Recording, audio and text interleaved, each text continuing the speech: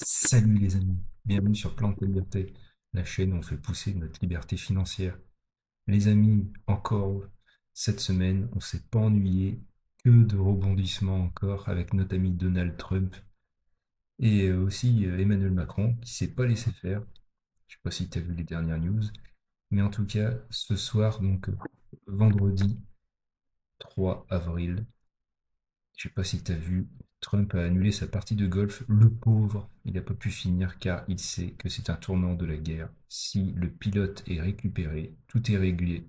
Si l'Iran met la main dessus, cela fera s'effondrer le récit qu'il impose. Et bah oui, depuis plusieurs semaines, parce qu'il nous dit que, qu'il gère quoi. Donc là, c'est un petit tournant. Et on va écouter ce que dit notre petit journaliste. Et après, on en parle. Est-ce que cette issue, elle se joue maintenant, ce soir, ou Oui, pas? les opérations de search and rescue, c'est-à-dire d'aller récupérer un pilote qui a été abattu en territoire ennemi. C'est comme un incendie. Plus le temps passe, plus les dégâts sont importants. C'est-à-dire pour aller le récupérer après, ça devient de plus en plus compliqué et on prendra de Donc plus en le plus de temps risques. travaille pour le régime iranien. Exactement. Ça veut dire que les Américains ont sans doute arrêté toutes les opérations en Iran pour se concentrer uniquement sur la récupération. Et je suis sûr que Israël sous la d'ailleurs Maison arrête les Blanche, bombardements sur sous la Maison l'Iran. Blanche, tout le monde est monopolisé et même Donald Trump renonce à sa partie de golf. Pourquoi? Parce qu'il Le sait que pauvre. c'est un tournant dans la guerre. S'il récupère le pilote, et on n'aura aucune information cette nuit si l'opération est en cours, bien sûr.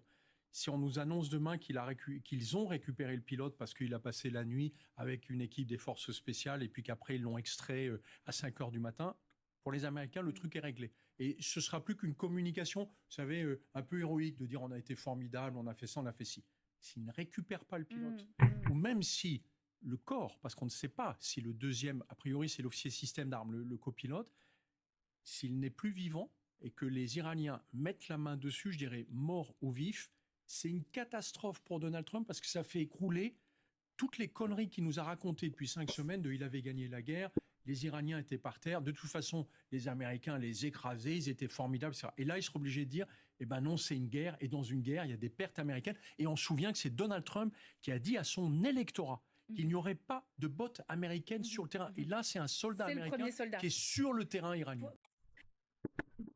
Bref, tu l'auras compris, notre ami Donald, on a bien l'impression que ça commence un petit peu à lui échapper. Et cette semaine, je sais pas si tu as vu, il a parlé pour pas dire grand-chose, à part se foutre, on va dire, de la gueule de notre président Macron. Mais sinon, ça n'a pas du tout rassuré les marchés, alors qu'il y avait une belle petite remontée qu'on va voir ici. Donc là, je suis sur le graphique du S&P 500. Donc là, ce jour-là, ça avait bien monté. Et puis bah voilà, il a parlé pour pas dire grand-chose, notre ami Donald. En tout cas, moi, sur la moyenne mobile 2 jours, 12 jours, je suis repassé acheteur. Et comme je t'ai mis ici, c'est un rebond technique après une baisse. Donc avant début avril, les marchés ont chuté à cause des tensions géopolitiques. Beaucoup d'investisseurs ont vendu rapidement. Ensuite, il y a souvent un rebond technique. Rachat à bas prix, prise de bénéfices sur des positions vendeuses. Résultat, le marché remonte mécaniquement. Et en parlant de rachat, moi j'ai du coup renforcé 3 actions que je vais te montrer tout à l'heure. Parce que pour moi, elles ont des valorisations assez intéressantes. Donc toujours sur cette chaîne, pas de conseil en finance, je t'explique juste moi ce que je fais et ma vision des choses, hein. Donc, euh, pourquoi je t'ai montré cette vidéo au début? Tout simplement parce que ça peut avoir, et ça peut être un tournant au niveau de cette guerre, et on verra ça du coup la semaine prochaine, voir ce que ça va donner. En tout cas, c'est très important, parce que Donald Trump avait dit pas de soldats américains, et surtout que l'Iran, en gros, c'était terminé. Et ce qu'on voit, c'est que l'Iran se défend très très bien. Et c'est une guerre d'usure. Et vu que les prix du pétrole, du Brent, on va les voir tout à l'heure, remontent, ça met aussi une pression à notre ami Donald Trump parce que le monde entier, est un peu contre cette guerre. Et d'ailleurs, même le peuple américain, une bonne partie, se rebelle dans les rues. Et donc, ça lui met une pression. Et donc, ça va être assez intéressant de voir. dans les jours et les semaines à venir, comment il va s'en sortir, se dépêtrer de ce bourbier dans lequel il s'est mis. En tout cas, toi qui fais le plein certainement comme moi, tu vois que c'est pas trop marrant, quoi. Donc c'est parti. Donc là, on a vu le S&P 500, donc il a remonté un petit peu. D'ailleurs, moi j'en ai profité pour acheter dès qu'il y a eu ce croisement des ETF sur mon PEA. Comme je te disais, moi je fais ce que j'appelle un DCA intelligent. Donc là, vu que ça baissait, j'ai pas acheté. Dès que je vois qu'il y a un petit retournement, je rachète. Voilà. Bon, chacun sa stratégie. En tout cas, ça c'est la mienne. Allez, on passe direct au Brent. Et oui, donc le Brent, eh ben, il a fait une belle hausse, hein. Il y a eu là une petite baisse. Encore une fois, hein, on a l'impression que, je sais pas ce que tu en penses d'ailleurs, que Trump, il manipule assez bien les marchés quand même. Et à chaque fois, eh ben, ça marche un peu quand même.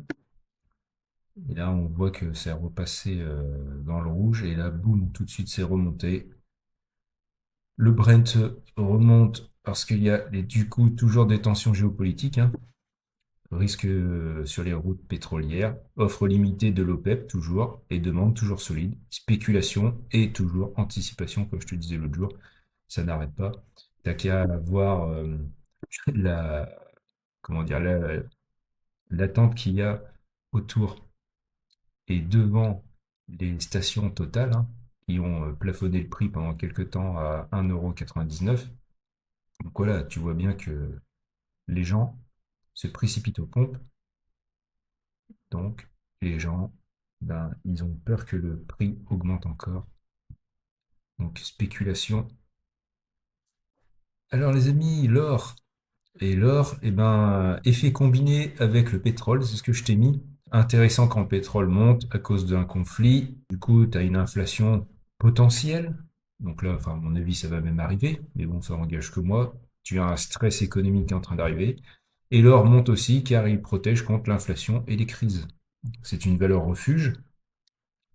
Comparé à ce qu'on va voir tout à l'heure, le Bitcoin, qui pour l'instant n'est pas forcément une valeur refuge, mais là, du coup, il joue son rôle et on est toujours dans le canal haussier, hein. C'est assez impressionnant.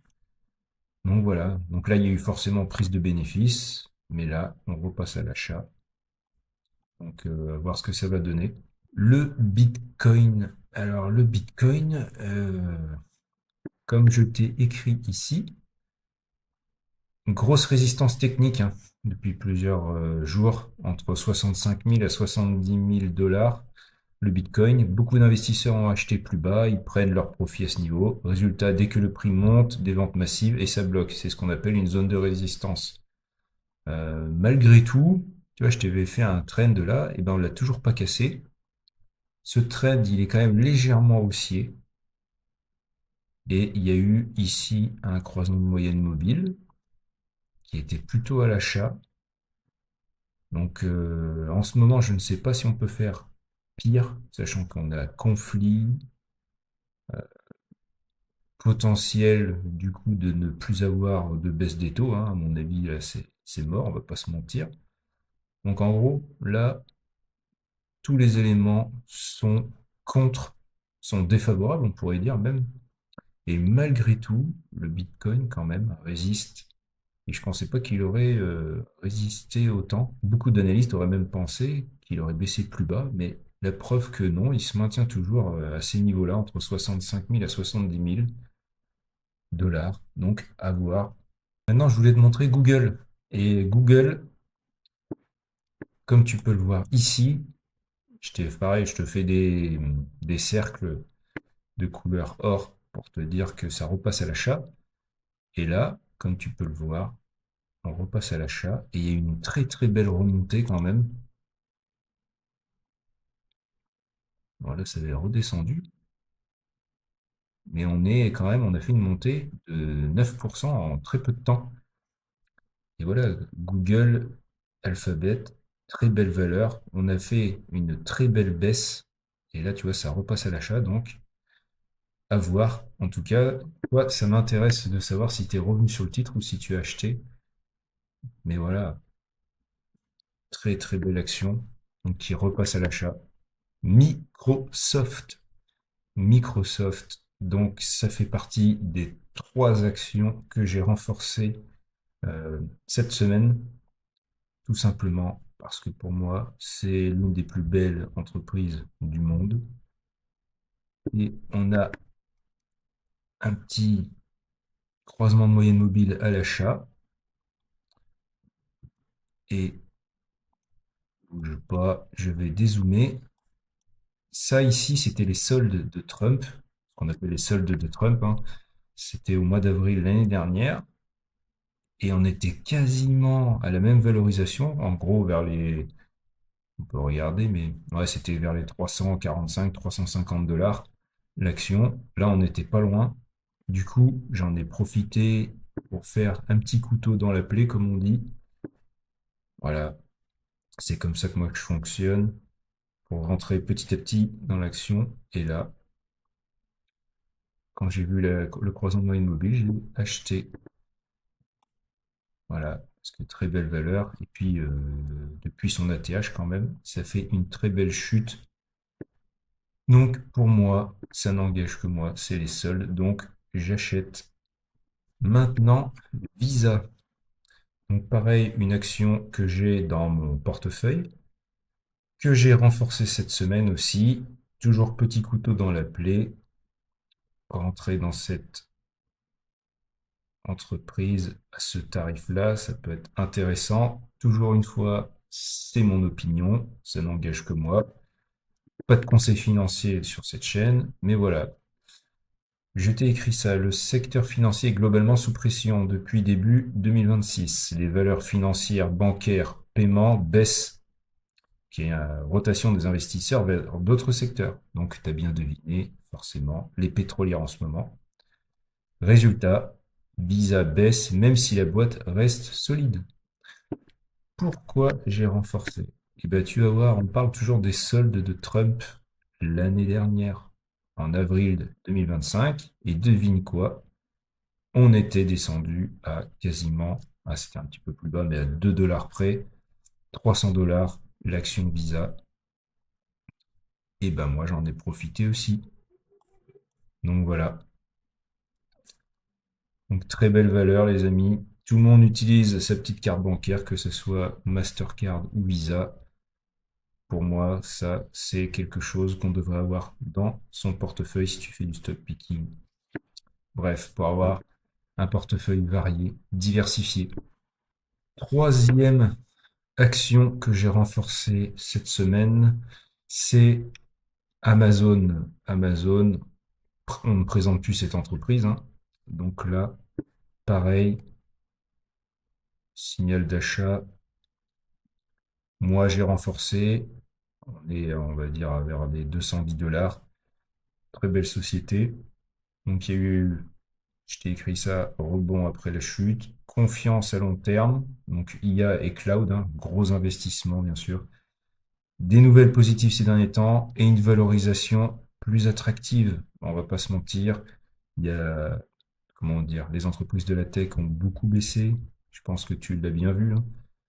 Donc, ça a bien baissé. Valorisation plus attractive. Et ben, des investisseurs comme moi, ou peut-être comme toi qui regarde cette vidéo, hein, comme toi, et ben, nous on a le temps, on investit sur long terme, et ben, on achète quand c'est les soldes. Je sais pas ce que tu en penses d'ailleurs. Donc voilà, on essaie d'acheter à bon compte, et puis on fait grossir notre portefeuille au fur et à mesure. On a le temps, les amis. Et c'est ça qui fait la différence entre des gens qui sont pressés et des gens qui sont disciplinés, qui ont le temps. Et voilà. Et malgré le bruit ambiant, tout ce qui est négatif, il faut persévérer, continuer à investir. Et tu verras que, comme dans le sport, les efforts payent. Alors des fois, ça peut être long, mais c'est un jour ou l'autre, t'es récompensé. En tout cas, sur ces belles paroles, je te laisse là. Je te souhaite de passer un bon week-end de Pâques. Attention à pas manger trop de chocolat. Et puis, je te dis à la semaine prochaine pour une nouvelle vidéo. Allez, salut!